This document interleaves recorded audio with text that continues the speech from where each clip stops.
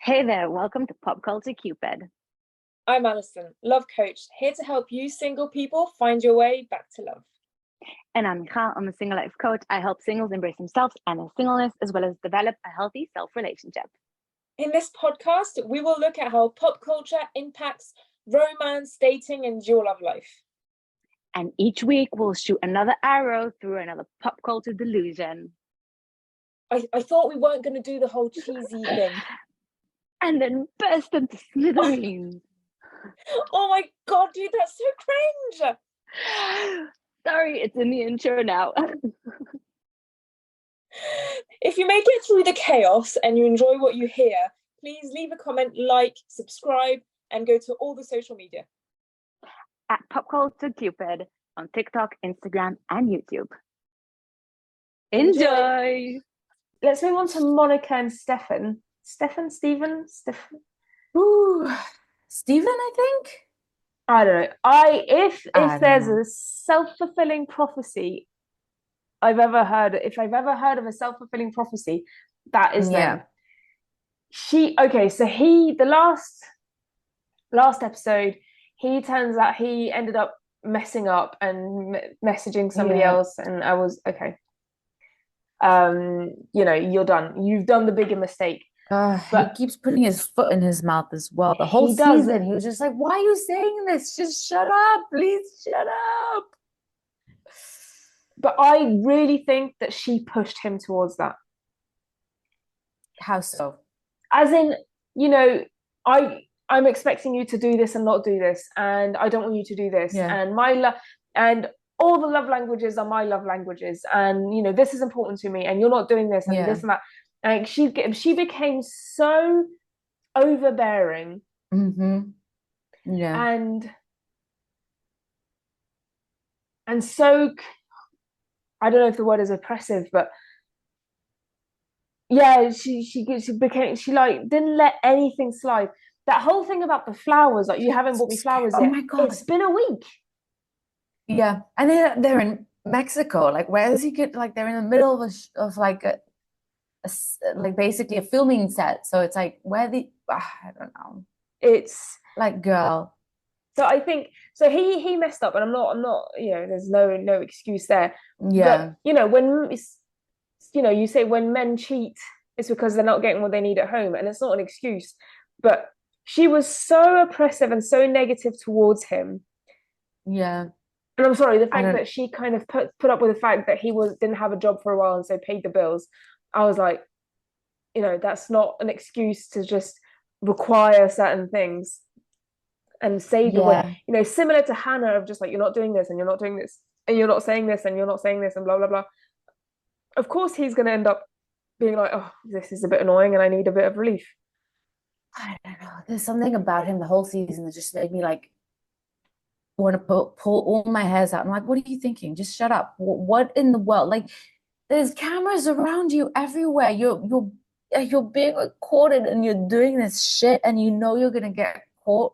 Is like something that maybe that was his way of getting out of that relationship, because I think he was terrified of her. Yeah. She was a scary ass bitch. But and she even said it. She said it herself. She's like, I think he's scared of me.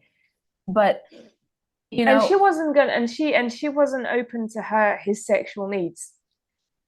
No, she wasn't open to him so much at all. Like, he was trying to express himself. They were having that conversation. I can't remember where it was, somewhere in Mexico, and he was trying to express himself, and she kept cutting him off, and it was like getting upset. Why aren't you explaining it? Why are you this?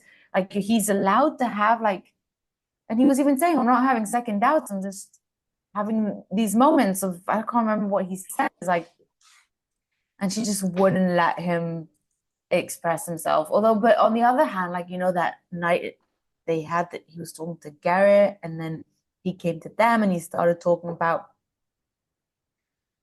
something with, I don't know, I couldn't even follow what he was going on about. And I'm like, this is the time to shut up. The more you say, the more damage you're doing. And at a certain point, you just have to go, there's things in Hebrew we say that there's things that the silence looks good on them. How would you say that in English? Yeah, Like I the see what you silent, mean. yeah, God. That it speaks more. The silence is louder than certain words or something. Yeah, no, but there's certain things that just don't need to be said. Just shut up. You just, all you have to say is, I had a conversation with Garrett and we couldn't stop it in the middle, and that's it. You don't have to go on about all that shit. You're just making yourself look bad. Yeah. So I think, yeah, he was an idiot, but she didn't help the whole situation either, which is a shame No. because in the pods they were very vulnerable with each other and very open and very. But I mean, just goes to show that vulnerability is not the solution to everything, and communication is not the solution to everything, which is what a lot of people Yeah. say. You know, it'll help, but it was, you know, if it's not meant to work, it's not meant to work, type of thing. Yeah. I feel like she was just constantly being very harsh on him and making him feel bad for every single thing. I mean, I think And that's I the can, problem with. No, go. no, I can understand why she would want to, you know, this is a very sensitive situation and process. And I think I can understand her in a certain way of like, you know, this is the way I want to live my life. And I feel the need to, I don't know, that's the way she expresses herself. But on the other hand, she's sort of like, I don't know, she's forcing him to mold to her. Yeah, and I think that's also representative of a representative. Anyway, like that all of these women see themselves as high quality women, which fine. Yes, we want women to feel like they're high quality, and that's great. Yeah. But then there are some women like her and like Hannah of just like, because I'm high quality, I need somebody who's even higher, and they become kind of this, I need perfection. I'm high quality, I need perfection. Well, I'm sorry, you're not perfect. You're not going to get perfection. And yeah, Hannah and Nick, like, I think Nick is kind of just struggling to make it work. Whereas and Steve and Stefan, whatever, it just completely messed up. It broke him. Yeah. I think I was surprised a bit because he seemed like a very honest, overly honest dude. But I feel like he maybe, not that there's any sort of justification, but maybe he was just trying to find an excuse to ruin it and get out of there because he realized what he got himself into. Yeah. As I was saying, self-fulfilling prophecy, like, you know, the not being heard, being pressured, things like that. It just leads to this type of turnout of just, it breaks. Yeah. Wow. So we mentioned them because they were around for this kind of fallout. Garrett and Taylor. Oh, they're my favorite. I love them. I was kind of on the fence with them at the beginning, not because you know, he said it, like, she was very cold and standoffish and kind of distant. Yeah. And she was very clear about why she was that way. She was, you know, wanted to protect herself, protect her identity. But yeah, seeing her in that type of circumstance kind of, you know, molded her image to me as well. I think they're great. I think they're great. I was on the fence at the beginning, but yesterday's last two episodes, they just, I mean, I can't see why they would say no to each other. Like, I think they're going to get married. No, neither can I. I don't know. I can understand it because I could also be very, like, I was like very cold at first and I was very distant because it takes me time to warm up and open up. And especially in this kind of situation where it's just like so overwhelming and you're exposed to the whole world. And I can understand the need to be overly calculated with everything that you say because it can all be used against you. It can all come out every which way in the edit that you get. And there's certain things that you also don't want the whole world to know, even though, like, I mean, you're coming on this show, then you must understand that it's, you know, going to be everywhere. But I think you did a good job at being very patient with her, and it was beautiful. And I just love their banter. It really does remind me a lot of, it's just very what's the word in English? think of it. It's very witty. It's like very sophisticated, witty kind of like banter, and I love it. And they just like, it reminds me a lot of like with me and Zev, like we just are able to joke with each other without filtering ourselves and just being very open, and no one gets insulted, no one like takes things like the wrong way, and it's just like creates this fun, open atmosphere and just makes everything so much better, in my opinion, anyway.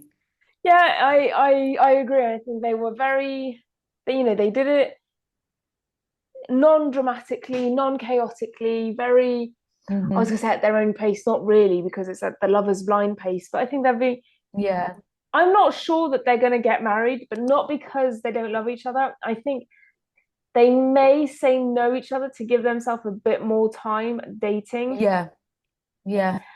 And that I was thinking that before their conversation around it, of just like, are we going to be ready, things like that. I think she's kind of happy to jump the gun, and like that's what she was insinuating, just like, let's just get married. I mean, let's just see where it takes us. Yeah. Him less so, but I think it's going to be, I actually would think that it would be a shame for them to get married, because if they're not feeling 100% confident in the fact they're going to get married, I think the fact that they are married is going to put a pressure on them. Yeah. Which is what happened on the English version, on one couple. Getting married, like is a bit of pressure. Yeah. Because once you're married, you get the sensation that you can't, you can't really. Some people get the sensation that they are trapped and that they can't leave. Yeah. Which leads to them leaving and, not being too... Yeah. Not being drama-free. So we'll see, but I think they're very good, and I think they communicate really well. They do. I love them. He's the good guy. She says it like he's just an overall good guy, and she's exactly what Monica and Hannah are not. She's this high quality woman who doesn't take any shit, but is also kind of just patient and just, takes things as they come. Yeah, and doesn't need to say that she's mature or that she's this or that or the other. And she doesn't need to say that she's high quality. Yeah, exactly. Yeah. So yeah, I think she's... I love them. They are good. Which leads us to the final couple. Ashley and Tyler. Something happened with them in the end, and I can't remember what it was. Like, for the life of me, I was trying to remember. I remember, because I'm pregnant, so it spoke to me. She was accusing him of having kids and not telling her. Oh, yes, the sperm donor thing. Which it got me so worked up. Like, you've got children, like, and it got me so worked up. I was like, how can a man not say that he has kids? Yeah. I was just, it worked me up. And then I was like, and then she said sperm donor. I was what, sperm donor? Oh, that's not the same thing. He hasn't got children. He's got biological kids that are not his. I've never like met anyone who's been in those types of situations who have either called upon a sperm donor or an oversight donor, or vice versa, or whatever. But it's just like, he donated sperm so that another couple can have kids. He has no responsibility, financial or emotional, over those kids. He's just kind of... Yeah. And I feel like her reaction was just overly... It wasn't proportionate to... I can understand why it would upset her that he didn't say anything, but on the other hand, it's like, I don't know, when is the right time to say such a thing? They're barely 2 weeks together. It's like, I don't know. And also, it's not his thing to share. It's this other family's, hopefully I don't know, but from what I understood from that 10-minute like viewing yesterday on the last episode, is that he knows the couple who needed sperm. So Mhm. it feels like they are in each other's lives. I'm not sure how, if the kids are aware or whatever. Not too sure of that. But hopefully this guy, so Tyler and the parents would have had a conversation around, how to make this public, what can we talk about, things like that. Hopefully they would have had that conversation Yeah. before going through with it, and then before Love is Blind again or whatever. Yeah. And I really don't feel that um it's his story to tell, in the sense that it's very invasive for this other family's privacy, of just, you don't know if this family has made it public that it's not their biological children, like it's the mother's biological child but not the father's or whatever. Like, some people are very open about it, some people are not. Some people want to wait until the kids are a certain age. Everything, to each their own. So I'm not sure it's his to share, especially on national television. I mean, Yeah. international television. And I don't so know. I mean, mhm. and her reaction of, I understand she wants to be told, but then again, it's really none of her concern. It was really not, if they were his kids, in the sense that he had financial responsibility over them, then I would have completely lost my mind. I was like, this guy has kids and he hasn't, like, it's the first thing that needs to be told. I've got kids that I'm responsible for. It's the first thing that needs to be told. Here, it's just not the case. And Yeah. I mean, it's hard to really gauge the whole situation because we don't really know what the situation is. We don't know if he really knows. I mean, you don't know if these kids know that he was a sperm donor. I mean, it could be just these random kids somewhere across the country, and it's like, it has nothing to do with him anymore. So it's like, what's the point? no, I I don't think know. she definitely needs to know, because they're in his life, from afar, Yeah. whatever. But she definitely needs to know. But That for it's not. sure. Yeah. It just, But it should not be in the. It should not.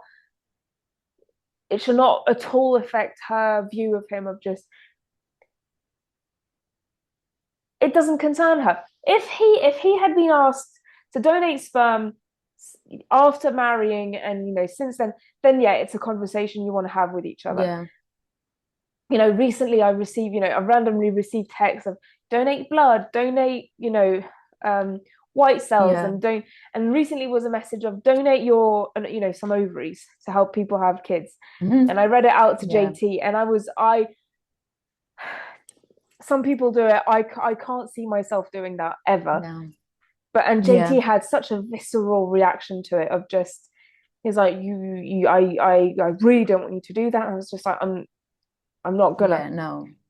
And I understand, like, we have a child on the way. We want to get married. We have, so it is a conversation to have between the two of us. And the same, if he was going to be asked to donate sperm, then it would be a conversation between the two of us. And Yeah. and I'm not sure how I'd feel about it. But we are together now. This was done way before he met her, even probably before he even thought of going on Love is Blind. I mean, highly likely they are born and have genders. So I mean, so I'm not Yeah. happy with her. I'm really not happy with her. I think it's No. drama for the sake of drama. Yeah, but I mean, otherwise they were pretty solid the whole season so far. I mean, there's not much to say about them as well. I think the only thing that annoyed me other than that was that she kept telling him not to say dog or whatever I don't know, like the thingy or dog. I don't know how they say it, but like it's just, why does it bother you so much that he's like, and it makes him feel bad about it? I think it was him. Was it him or was it? I don't know. Anyway, otherwise, pretty solid couple, but Yeah, I mean, solid until if she, yeah, it's drama if for she the gets sake over of. it, then they're getting to the, yeah, Yeah, but the thing is that if she gets over it, I mean, good for her. but her having this strong reaction, yeah, it might push him away, I guess. You know, they had Because- this conversation off camera, so she has a strong reaction off camera. You know, as soon as she learns it, she has a reaction. Fine. I wouldn't be mad at her if, for the on-camera explanation, she'd have said, "Listen, I had some feelings about it, but now I'm kind of, you know, it's a big thing, and you know, we need to talk about it some more." But you know, I understand if she kind of the day after kind of just it had made its way through her mind, I would be like, okay, you're allowed to have your reaction. But the next day, still saying things like, you know, I don't know who you are, this changes everything, etc. I'm just like, no, it's not worth it. And so if other things kind of turn up, you know, if things that don't really concern her and only him turn up, is she going to be a support system? I don't know. Yeah, people's reaction to things is very indicative of a lot of how they are and how they will react in other cases. So it's like I said this also for Leo, the way he reacted to Hannah. I feel like when someone freaks out on you about something, it's I don't know if a red flag, maybe an amber flag, but like it's a warning sign. Yep. Anyway, those are the couples. So we've spoken for just over an hour. So I don't know how we're gonna chop this maybe episode we'll up. split them up to like two or three couples each. Yeah. So yeah, so this is let gonna be us- spread out. Let us know exactly. And let us know who's your favorite couple. Who do you think is gonna make it? Who's not gonna make it? And yeah. Yeah, and don't forget to like, follow, subscribe. Well, follow and subscribe is the same. Share, whatever, and share your thoughts. And by the time all of these episodes we would have posted them. Then I think Love Is Blind will be over, or maybe we'll be due for a reunion episode. So let's just see how it all goes. Yeah. Okie dokie. Bye everyone.